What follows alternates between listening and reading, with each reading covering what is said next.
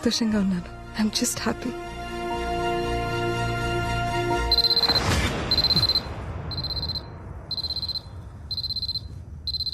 తన్ని చూడటం అదే చివరిసారి.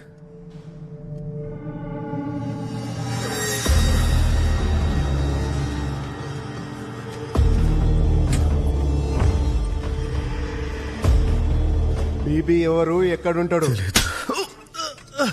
తెలియకపోతే మరి నీ ల్యాప్టాప్ నుండి బీబీకి మెయిల్స్ ఎలా వెళ్ళాయి? నేను ఎలాంటి మెయిల్స్ పంపలేదు. నువ్వు పంపకపోతే ఇంకెవరు పంపారు? ఇన్ని క్రెడిట్ అండ్ డెబిట్ కార్డ్స్ ఎందుకున్నాయి? చిన్న వైట్ కాలర్ స్కామ్స్ చేస్తుంటాను, కానీ ఈ బాంబ్లెస్ కి నాకు ఎలాంటి సంబంధం లేదు సార్.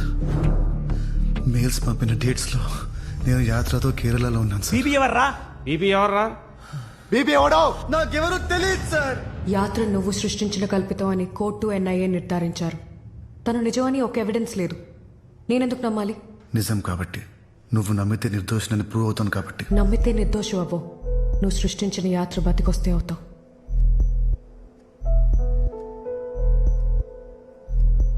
ఏదో ఒక రోజు తను వస్తుందన్న నమ్మకం ఉంది. నా ల్యాప్టాప్ యూజ్ చేసిన రోజున మేమిద్దరం కేరళలో ఉన్నాం. అక్కడ ఉన్నట్టు ఫొటోస్ అండ్ వీడియోస్ తన దగ్గరే ఉన్నాయి. రేపు కోర్టులో హియరింగ్ ఉంది. నిన్ను నమ్మి టైం ఇస్తారో లేదో చూద్దాం.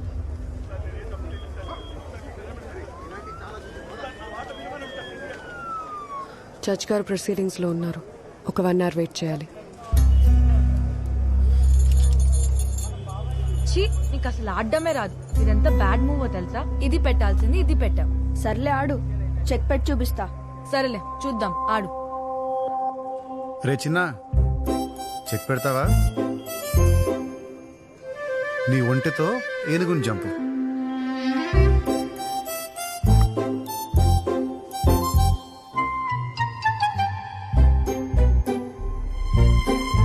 నల్ల ఒంటి ఎదురుగా ఉన్న సిపాయిని ఒక్క అడుగు ముందుకి.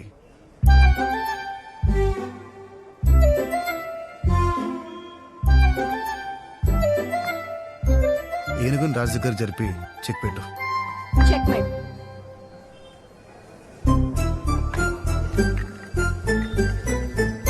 నాతో ఆడతావా? ఎక్కడికి?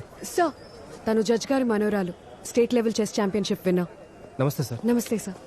నమస్తే సార్. ఆడవయ్యా.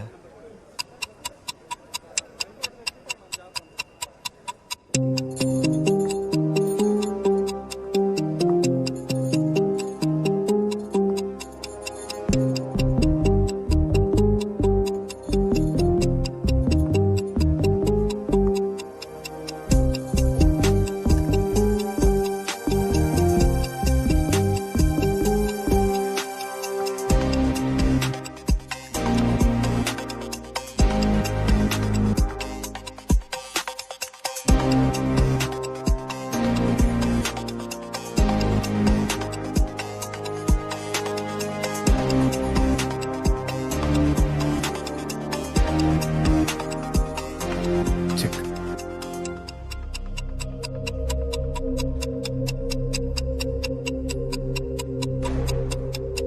I resign. ఓడిపోయి ఉండొచ్చుగా. నేను నటించి ఓడిపోతే మీ అమ్మాయి గెలుపు నటించాల్సి వస్తుంది సార్. వస్తాను సార్. కమ్. యాత్రని కోర్టు ముందు ప్రవేశపెట్టడానికి 6 నెలలు గడువిచ్చారు. తను వస్తుందన్న నమ్మకంతో ఎదురు చూడటం తప్ప ఏమీ చేయలేను.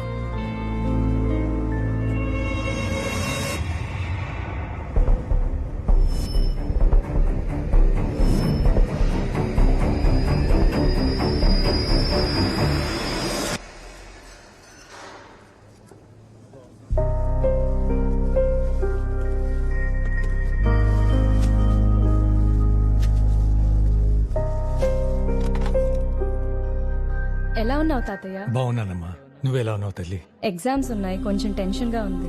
టెన్షనా? నీకా? నా మనవరాలు ఎప్పుడు ఫస్టే. నువ్వు అలానే అంటావు. మంచి పర్సంటేజ్ రాకపోతే అమ్మ పెళ్లి చేస్తానంటోంది. నీకు పెళ్ళా? ఇంకా చిన్నపిల్లవే కదమ్మా. 21 వచ్చాయి, ఇంకా పెళ్లి చేసుకోవా అంటుంది అమ్మ. 21 సంవత్సరాల? చూస్తూ చూస్తూ ఇంత పెద్దదానివైపోయావమ్మా.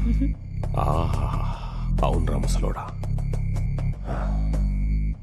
పాకానుకొచ్చిన పండులా ఉంది చూస్తుంటేనే.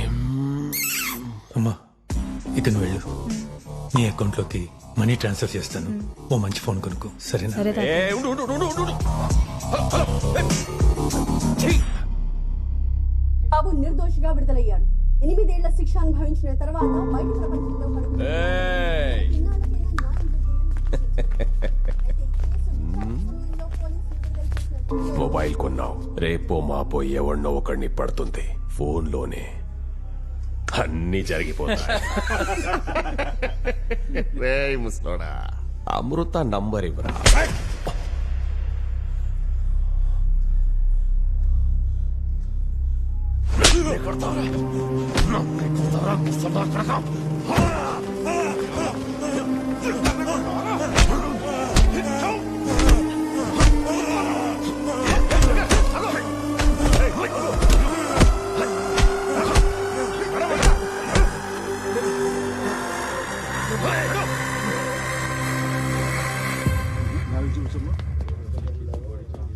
ఆదిత్య ఎలా ఉంది ఇప్పుడు? బాగానే ఉంది, కానీ వాడు నన్ను చంపకుండా వదలడు. చంపేంత తప్పేం చేసావు? నేను చేసింది చిన్న తప్పే అయినా వాడి కంటికి చాలా పెద్దది. ఈ 4 గోడల మధ్య వాడు రాజునని ప్రూవ్ చేసుకోవాలి. నన్ను చంపి వాడి పవర్ చూపించుకుంటాడు. ఎస్పీ, గార్డ్స్ అంతమంది ఉంటారు. చంపడం అంత ఈజీ కాదు. వాడు తలుచుకుంటే ఏదన్నా చేయగలడు. స్టేట్ ఛాంపియన్ ఓడించావంట. నేను ముందే చెప్పాను, నువ్వు మాస్టర్స్తో ఆడవలసిన వాడు ఆదిత్య. ఇంతకీ అపీల్ ఏమైంది? 6 నెలలు టైం ఇచ్చారు. అంటే ఈలోపు యాత్ర తిరిగి వస్తుందా?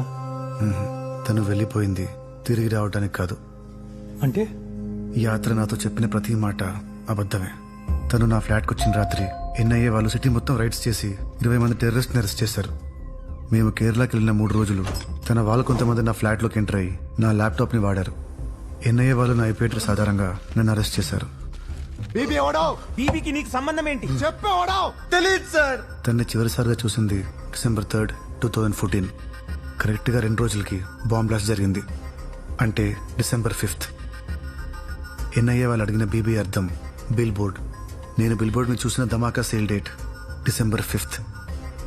వాళ్ళు బ్లాస్ట్ చేయాలనుకున్న రోజుని బిల్ బోర్డ్ ద్వారా కమ్యూనికేట్ చేశారు. ప్రేమ, నమ్మకం, మోసం ఒకే పోలికలతో ఉంటాయి. నేను నమ్మించి మోసం చేస్తాను, తను ప్రేమించి మోసం చేసింది. మరి ఆ విషయం లారీకి చెప్పొచ్చు కదా? ప్రయోజనం లేదు. తను యాత్రగా నాకు ఒక్కడికే తెలుసు.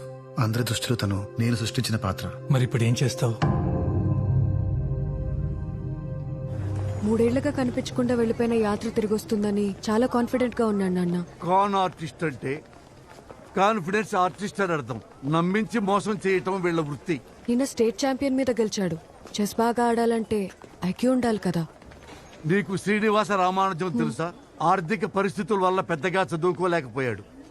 కానీ ప్రపంచం మొత్తం రామానుజం తెలివికి దాసోహం అయిపోయింది. సింపుల్ గా చెప్పాలంటే వీళ్ళకి ఏ సమస్య వచ్చినా గానీ కుంగిపోరు, సొల్యూషన్ వెతుక్కుంటూనే ఉంటారు. నీ బుర్రకు అర్థమయ్యేలా చెప్పాలంటే మామూలు మనిషి మెదడు 1 GB పనిచేస్తే ఆదిత్య లాంటి వాళ్ళ మెదడు 64/128 పనిచేస్తుంది. అయితే మీ బుర్ర ఎంబీలో పనిచేస్తుందేమో. అంటే కోతి ముచ్చులా నవ్వకుండా వాడితో చాలా జాగ్రత్తగా ఉండు.